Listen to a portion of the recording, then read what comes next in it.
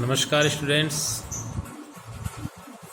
आज हम MA final philosophy के विद्यार्थियों के लिए वेदांत दर्शन में एक नया टॉपिक लेकर उपस्थित हुए हैं।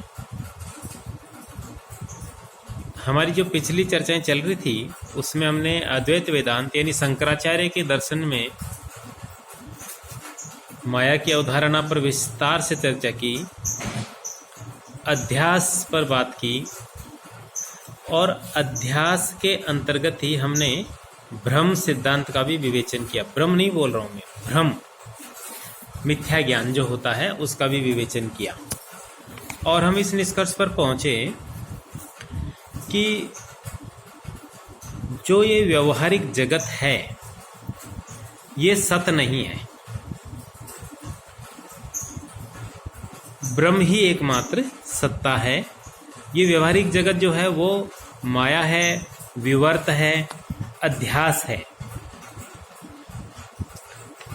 अध्यास से क्या तात्पर्य था? अध्यास से तात्पर्य था अतत्व तत्बुद्धि, स्मृति रूप परत्र पूर्व दृष्टावभाष, या अधिष्ठान पर किसी वस्तु का आरोपण करके अधिष्ठान को तो भूल जाना और आरोपित वस्तु को या उसका ज्ञान प्राप्त करना। तो यहाँ एक छोटी सी चर्चा हमारी है कि शंकराचार्य के अनुसार सत्य का क्या स्वरूप है। तो हमारा टॉपिक बन जाएगा सत्य का स्वरूप और असत्य से भिन्नता।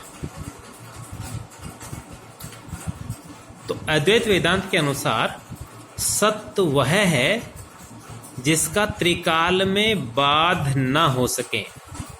त्रिकाला अबाध्यत्वम सत्वम, जिसका त्रिकाल में बाध ना हो सके, यानी जिसकी सत्ता तीनों कालों में बनी रहे, जिसका खंडन किसी भी काल में किसी भी ज्ञान से ना हो सके, वो सत्य है। ये सत्य की यहाँ पर एक परिभाषा हुई। त्रिकाल अबाधित्व, तीनों कालों में अबाधित रहना। तो सत्य के अंतर्गत हमने कहा त्रिकाला अबाधत्वम सतत्वम, अर्थात जो पदार्थ या जो तत्व कूटस्थ नित्य है, सदा एक रस एवं अपरिणामी है, वह सत्य है। तो इस अर्थ में ब्रह्म या आत्मा ही सत्य है। यह शंकर वेदांत की अवधारणा है, क्योंकि ब्रह्म जिसे आत्मा शब्द से भी संबोधित किया गया वही त्रिकाल अबाधित है, क्योंकि वह परमार्थिक सत्ता है। ध्यान से देखिएगा, उसको पारमार्थिक सत्ता कहा है। तो सत्य की एक परिभाषा हुई कि सत्य वह है जो त्रिकाल अबाधित हो, और इस नाते हमने ब्रह्म को सत्य कहा। ब्रह्म मानी आत्मा, आत्मा शब्द का भी प्रयोग किया, उसको परमार्थ भी कहा। अब इसका विपरीत है कि असत्य वह है जिसकी त्रिकाल में कोई सत्ता ना हो। अब ध्यान से देखिएगा, समझने की बात है कि सत्य की परिभाषा वह है जो त्रिकाल में बना रहे, जो बाधित ना हो, और असत्य वह है जो त्रिकाल में कभी भी उसकी सत्ता ना हो और जिसमें कभी भी सत्य के रूप में प्रतीत होने का सामर्थ्य भी ना हो। सत्य यानी ऐसा नहीं है कि आज तो वो असत्य रूप में दिखाई दे रहा है लेकिन कालांतर में वो सत्य रूप में दिखाई देने लग जाए, ऐसा भी नहीं होना चाहिए।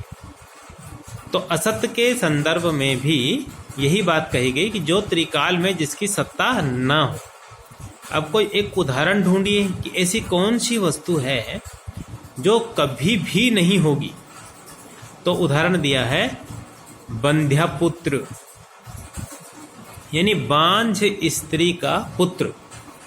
तो देखिए, ऐसा कोई पदार्थ या ऐसी कोई वस्तु या ऐसा कोई मनुष्य संसार में नहीं हो सकता जिसे बंध्या पुत्र कहा जाए। बंध्या पुत्र यानी यदि स्त्री बांझ है तो उसके पुत्र हो ही नहीं सकता। तो ये त्रिकाल में असत्य चीज होगी। और त्रिकाल में सत्य क्या हुई? ब्रह्म। त्रिकाल में सत्ता ब्रह्म की है।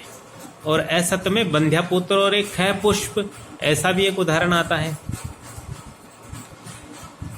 तो यहाँ इन दोनों सत और असत के इन चर्चाओं के आधार पर हमारे समझ में ये आया कि वेदांत में, अद्वैत वेदांत में सत और असत शब्द अपने आत्यंतिक अर्थ में प्रयुक्त हुए हैं, अपने आत्यंतिक अर्थ में प्रयुक्त हुए हैं। आत्यंतिक माने अपने अंतिम स्थिति में प्रयुक्त हुए हैं। ऐसा नहीं कि बीच में कोई लचीलापन छोड़ दिया गया कि त्रिकाल में है तो सत्य और त्रिकाल में नहीं है तो असत। ये तीनों कालों को लेकर बात कहना ही आत्यंतिक है। किंतु हमारा जो लौकिक अनुभव है, उस लौकिक अनुभव में ऐसी कोई वस्तु नहीं है। लौकिक अनुभव, ध्यान दीजिएगा, हमारा भौतिक जगत का जो लौकिक अनुभव है, उस लौकिक अनुभव में ऐसी कोई वस्तु नहीं है जिसे हम वेदांत के अनुसार सत्य या असत्य कह सकें। क्यों नहीं है? क्योंकि ऊपर जो हमने परिभाषा में लिया सत्य में, वहाँ सत्य ब्रह्म हमारे लौकिक अनुभव के ऊपर है, यानी उस तक हमारी पहुंच अभी नहीं हुई। लौकिक अनुभव, क्योंकि हम भौतिक संसार की बात कर रहे हैं, तो भौतिक संसार में ब्रह्म की अभी हमें कोई अनुभूति नहीं हुई, वह हमारे लौकिक अनुभव से ऊपर है। और असत या तुच्छ, बंध्या पुत्र जैसी चीजें वो हमारे लौकिक अनुभव से नीचे है। नीचे का अर्थ यहाँ है कि लौकिक अनुभव में कभी भी ऐसी कोई चीज नहीं आई जिसे बंध्या पुत्र, बांझ पुत्र कहा जा सके। इस नाते हमारे लौकिक अनुभव का सारा क्षेत्र सद असद निर्वचनीय है, मिथ्या पदार्थों तक सीमित है। यानी कि जो हमारा लौकिक अनुभव का क्षेत्र है वो ऐसे पदार्थों तक सीमित है जो ना सत है और ना असत है, बल्कि इन दोनों वस्तुओं से अनिर्वचनीय है। यानी सत रूप में भी उसका निर्वचन नहीं हो सकता और असत रूप में भी उसका निर्वचन नहीं हो सकता। तो फिर उनका निर्वचन किस रूप में होगा? तो उनको मिथ्या पदार्थ कहकर संबोधित किया गया है कि जो भी पदार्थ हैं वह गेय हैं, दृश्य हैं, परिच्छिन्न हैं और अचित होने के कारण सद असद निर्वचनीय है, मिथ्या। और जो मिथ्या है वही अविद्या है, माया है या भ्रम है। तो संपूर्ण संसार जो लौकिक अनुभव में हमारे आता है उसे यहाँ मिथ्या, माया, अविद्या या भ्रम कहा गया। तो अद्वैत वेदांत के अनुसार यह भ्रम या भ्रांति या अविद्या दो प्रकार की है, एक व्यक्तिगत भ्रम और एक समष्टिगत भ्रम या विराट भ्रम उसको बोलते हैं। तो जो व्यक्तिगत भ्रम है उसमें उसको पहला जो है व्यक्तिगत भ्रम उसको प्रतिभास कहते हैं और जो समष्टिगत भ्रम है उसे व्यवहार कहते हैं। अभी बात समझ में आएगी। यानी सारा संसार जो हमें दिखाई देता है ये भ्रम है, ये माया है, मिथ्या है और ये ज्ञेय पदार्थ है। तो इस माया, मिथ्या या भ्रम को वेदांत में, अद्वैत वेदांत में दो भागों में बांटा गया कि ये अविद्या, ये भ्रम, ये भ्रांति दो प्रकार की है, एक तो व्यक्तिगत और एक समष्टिगत। और जो व्यक्तिगत अविद्या भ्रम है उसको कहा प्रतिभास और जो समष्टिगत है उसको कहा व्यवहार। अब प्रश्न ये है कि इस प्रतिभास के अंतर्गत क्या आता है?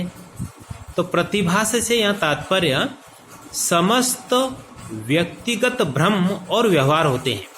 यानी एक व्यक्ति विशेष को जीवन भर में जितने भी प्रकार के व्यक्तिगत, जैसे हमें कई बार ऐसा लगता है जैसे जहाँ कहीं पर कोई आदमी है नहीं लेकिन ऐसा लगता कोई है, एक भ्रम हुआ।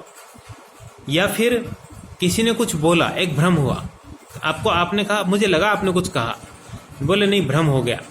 या फिर हमने रस्सी को सर्प समझा या सुक्ति को रजत समझा या रेगिस्तान में जल की प्रतीति हुई। तो ये जो व्यक्तिगत रूप में जो भ्रम होते हैं उनको नाम दिया गया प्रतिभास। इसके अंतर्गत स्वप्न भी आते हैं कि स्वप्न अवस्था में हम जितनी चीज़ों का अनुभव प्राप्त करते हैं वो सब व्यक्तिगत भ्रम है, क्योंकि वो स्वप्न सिर्फ हम और हमें आ रहा होता है। तो ये व्यक्तिगत भ्रम जितने भी हैं, चाहे स्वप्न के रूप में हो, चाहे जागृत अवस्था में हमारा कोई व्यक्तिगत भ्रम हो, इन सब को वेदांत में प्रतिभास कहा गया। तो ये व्यक्तिगत भ्रम हुआ। दूसरा है समष्टिगत, जिसको व्यवहार कहते हैं। तो प्रतिभास के अंतर्गत तो समस्त व्यक्तिगत भ्रम और व्यवहार आदि आते हैं, स्वप्न आदि आते हैं, परंतु व्यवहार के अंतर्गत समस्त जगत प्रपंच या लोक व्यवहार आता है। जगत प्रपंच या लोक व्यवहार यानी जो संपूर्ण सृष्टि जो सभी मनुष्यों को एक जैसी दिखाई दे रही है, वो सारी सृष्टि समष्टिगत भ्रम के अंतर्गत आती है। प्रतिभास व्यक्तिगत भ्रम और स्वप्न है, जिनकी प्रतीति हमें होती है और जिनका बाद भी यानी जिनका निराकरण भी हमारे लौकिक ज्ञान से हो जाता है। जैसे स्वप्न में आ रहा है तो स्वप्न में कोई चीज ज्ञात हुई, लेकिन जो जागृत अवस्था में आए तो स्वप्न का हमें एहसास हो गया कि ये तो स्वप्न था। जैसे रस्सी को सर्प समझा, लेकिन जो ही हमने कोई रोशनी की, पास में गए, नजदीक जाके देखा, तो एक ज्ञान से उसका निराकरण हो गया कि ये तो रस्सी है, सर्प नहीं। तो जितने भी प्रतिभास या व्यक्तिगत भ्रम है, उनका बाद हमारे लौकिक ज्ञान से हो जाता है। लेकिन व्यवहार जो समष्टिगत भ्रम है, जिसकी प्रतीति हमें न तो भ्रम के रूप में होती है, यानी जिसे जो समष्टिगत है, जिसे हम व्यवहार कह रहे हैं, जिसे समस्त संसार का जो ज्ञान शामिल है, ये सभी मनुष्यों को एक जैसा लगता है। जैसे मान लीजिए आप क्लास में 50 विद्यार्थी बैठे हैं और मैं पढ़ा रहा हूँ और आप पढ़ रहे हैं, तो आप में से कोई भी इनकार नहीं करेगा कि ये एक स्थिति है कि हम पढ़ रहे हैं, सर पढ़ा रहे हैं। तो ये समष्टिगत भ्रम है। इसीलिए इसकी प्रतीति हमें भ्रम के रूप में नहीं हो रही, हम इसको यथार्थ ही मान के चल रहे हैं। और इसका बाद निराकरण भी हमारे लौकिक ज्ञान से नहीं होगा, क्योंकि लौकिक ज्ञान में तो जो चीजें आएगी वो सब समष्टिगत भ्रम में ही आती है। तो प्रश्न ये है कि यदि इनका बाद नहीं होता और ये हमें यथार्थ ही लगते हैं, तब इनको भ्रम किस आधार पर कहा जाता है? तो शंकराचार्य ने अत्यंत विशुद्ध और युक्ति रूप से इसका प्रतिपादन किया और समझाया कि व्यक्तिगत भ्रम यानी रज्जु सर्प, जिसका ऊपर हम निरूपण कर चुके हैं, जिससे ये सिद्ध होता है कि व्यक्तिगत भ्रम समष्टिगत भ्रम का एक अंग है। तो ये जो रज्जु सर्प जैसे भ्रम होते हैं, ये तो व्यक्तिगत भ्रम है। और ये जो सारा संसार जो हमें यथार्थ दिखाई दे रहा है, वस्तुतः शंकराचार्य के अनुसार, अद्वैत वेदांत के अनुसार ब्रह्म ही सत्य है, जगत तो मिथ्या है। लेकिन इस मिथ्यात्व का हमें कब तक ज्ञान नहीं होगा? जब तक ब्रह्म का ज्ञान नहीं हो जाता। तो व्यक्तिगत भ्रम, स्वप्न जैसी चीजों को तो हम एक ज्ञान से, लौकिक ज्ञान से निराकरण कर सकते हैं, लेकिन ये जो समष्टिगत ज्ञान भ्रम हो रहा है व्यवहार इस जगत का, उसका निराकरण ब्रह्म ज्ञान के बिना नहीं हो सकता। अब यहाँ पर शंकराचार्य ने एक बड़ी मजेदार बात कही है कि जो व्यक्तिगत भ्रम है वो समष्टिगत भ्रम के ही रूप हैं। यानी जो संपूर्ण संसार जिसे हम यथार्थ मान के चल रहे हैं, जो वस्तुतः यथार्थ है नहीं, जो ब्रह्म का एक आभास, एक विवर्त है, तो हालांकि अभी हम इसको विवर्त नहीं मान रहे, अभी हम इसको यथार्थ ही मान रहे हैं। लेकिन जिस दिन ब्रह्म का ज्ञान होगा, उस दिन हमें ये ज्ञान होगा कि अरे ये जगत मिथ्या था। तो शंकराचार्य ने कहा कि जो व्यक्तिगत भ्रम होते हैं वह इस समष्टिगत भ्रम के ही अंग है, जो समय समय पर हमें ज्ञात होते रहते हैं, लेकिन उनका समय समय पर लौकिक ज्ञान से निराकरण भी होता रहता है। ठीक है ना? तो ऊपर हमने जो बात की कि सत की एक परिभाषा दी और असत की एक परिभाषा दी कि सत वह है जो त्रिकाल में अबाधित हो, जिसकी तीनों कालों में सत्ता बाधित ना हो, और असत वह है जो तीनों ही कालों में बाधित हो, यानी जिसकी सत्ता तीनों कालों में ही ना रहे। ठीक है? तो इस नाते यहाँ पर जो है ब्रह्म को सत कहा गया और बंध्यापुत्र जैसी चीजों को असत कहा गया। लेकिन ये जो जगत हमें दिखाई दे रहा है, ये इन दोनों से ही, दोनों के बीच की अवस्था है, न सत्य न असत, क्योंकि इनका जो निर्वचन हुआ है अद्वैत वेदांत में, मैंने अभी आग्रह किया कि आत्यंतिक अर्थ में हुआ है। सत होने का अर्थ तीनों कालों में होना और असत अर्थ होने का है तीनों कालों में नहीं होना। लेकिन ये जो जगत है ये तो वर्तमान में तो है, तो इसको क्या कहेंगे? सत कहेंगे कि असत? तो शंकराचार्य ने क्या कहा? ये सद असत निर्वचनीय है, कि सत असत रूप में इसका निर्वचन नहीं किया जा सकता, अनिर्वचनीय है, मिथ्या है, माया है, अविद्या है, भ्रम है। और फिर हमने बात की कि ये भ्रम, ये माया, ये अविद्या दो प्रकार की होती है। व्यक्तिगत जिसको प्रतिभास कहा और समष्टिगत जिसको व्यवहार कहा। प्रतिभास यानी व्यक्तिगत भ्रम के अंतर्गत हमारे व्यक्तिगत स्वप्न आते हैं और हम समय समय पर जो विशेष स्थितियों में हम कई बार जो भ्रमित हो जाते हैं, हम एक गलत ज्ञान प्राप्त कर लेते हैं, मिथ्या ज्ञान प्राप्त कर लेते हैं, लेकिन वो दूसरे एक अन्य ज्ञान से जब उसका निराकरण हो जाता है, लौकिक ज्ञान उसको बोला है, लौकिक अनुभव उसको बोला है, ये व्यक्तिगत भ्रम है। और जो इस जगत को हम यथार्थ मान के चल रहे हैं, ये समष्टिगत भ्रम है। और अभी हमने यहाँ पर बात समाप्त की कि जो व्यक्तिगत भ्रम होते हैं वो समष्टिगत भ्रम के ही अंश हैं। इस चर्चा को अगले लेक्चर में हम आगे बढ़ाएंगे। तब तक जय हिंद, जय भारत।